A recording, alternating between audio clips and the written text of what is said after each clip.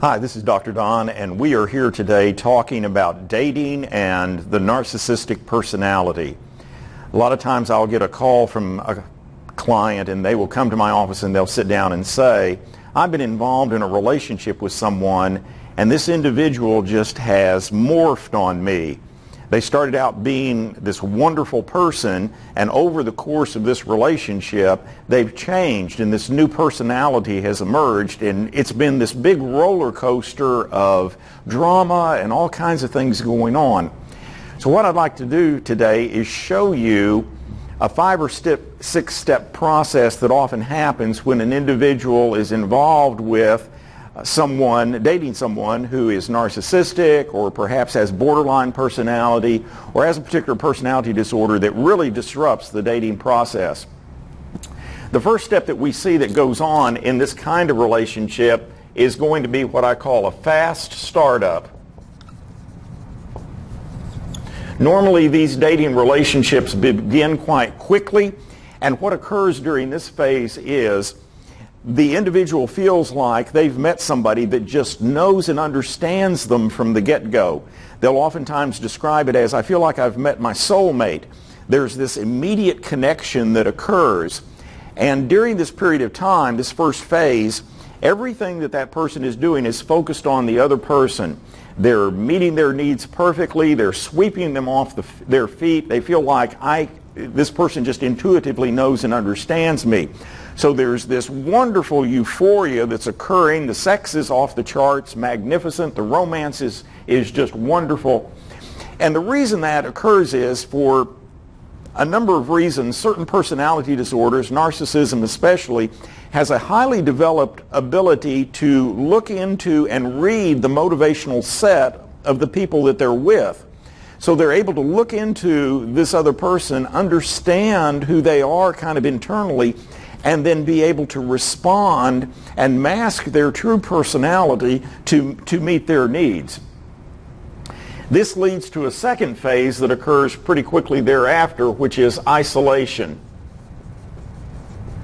And this occurs very quietly and very subtly over a period of weeks and months.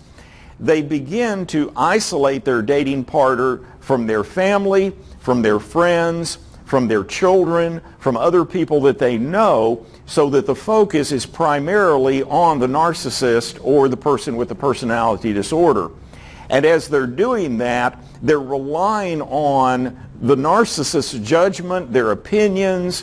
They begin to shift to that person's perspective, and they may even begin, the narcissist may begin to downplay, badmouth, paint black the other people in their life so that they become the sole source of information, communication. They very much isolate that other person over a period of time. This leads to a third stage, which is where we see something very different occur, which is what I call the emergence of the other personality. In the emergence of the other personality, what happens is it's like a Dr. Jekyll and Mr. Hyde. They've got this nice, warm, romantic, loving, sexual soulmate, and then one day, all of a sudden, out of the blue, this other personality appears, who is a polar opposite of the other. And they're going, oh my gosh, what is this? What just happened?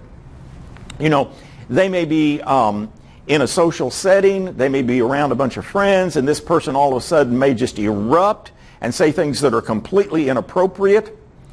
They may be driving down the street and someone pulls in front of them and they just completely lose their mind and, you know, pull the rear view mirror off of the front window and toss it out the side window. Just do things that are completely inappropriate.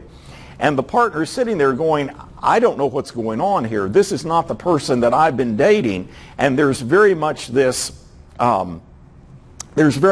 confusion and, oh my gosh, I don't know what I'm dealing with here. Which leads us to then a fifth stage, which is the roller coaster. And in the roller coaster, what occurs is over a period of months, because these relationships usually last for a period of time, we're going back and forth between the person that is wonderful and marvelous and is able to meet all my needs and the person I fell in love with, and this other individual that seems to come out and the world ends. There's all this drama, there's all this anger, there's all this manipulation, there's gaslighting, there's lying, there's the emergence of maybe other lovers and other people, there's the misuse of money, there's just all kinds of symptomology that begins to come out during this roller coaster phase.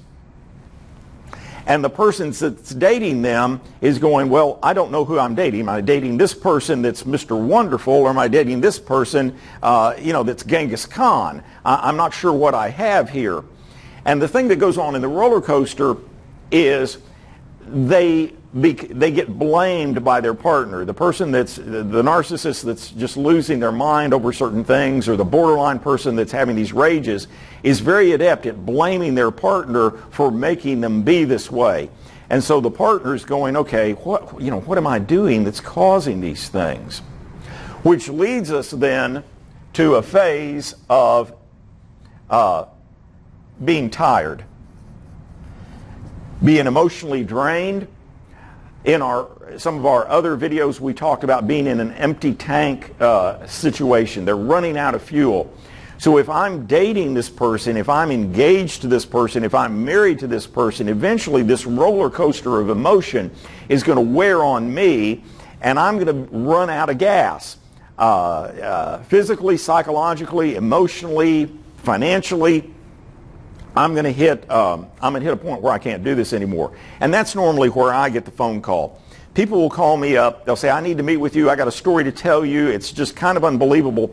They'll come in my office and very sheepishly lay out this scenario and be completely confused, because they'll say, I don't know what I'm doing that's causing this, because back in this isolation and this period, they've begun to believe that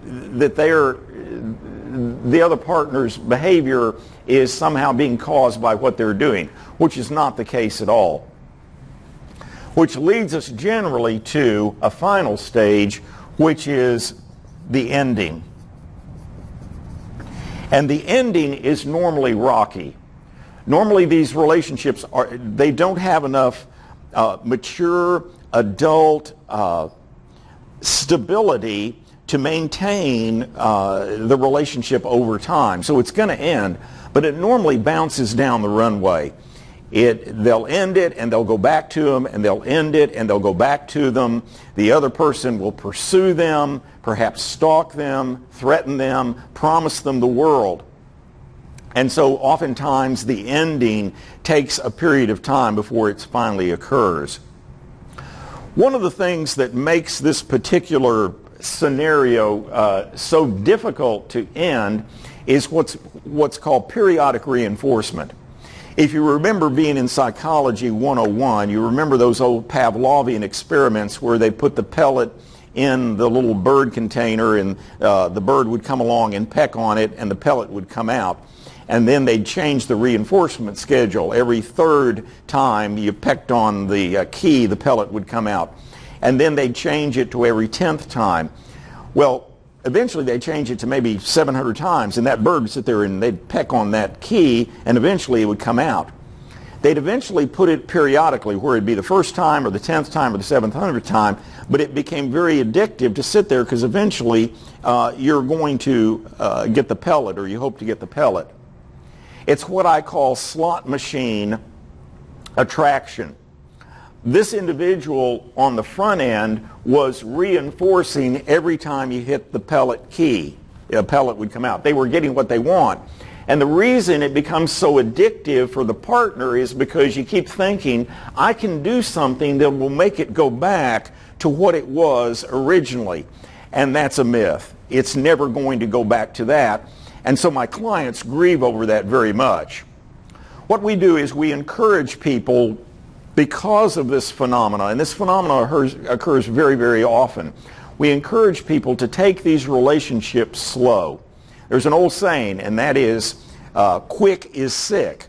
And so we encourage people during especially a high volatile, fast startup that seems wonderful to just take it slow and make sure that the person that I'm seeing is the person that's really going to be there 6 months, a year down the road.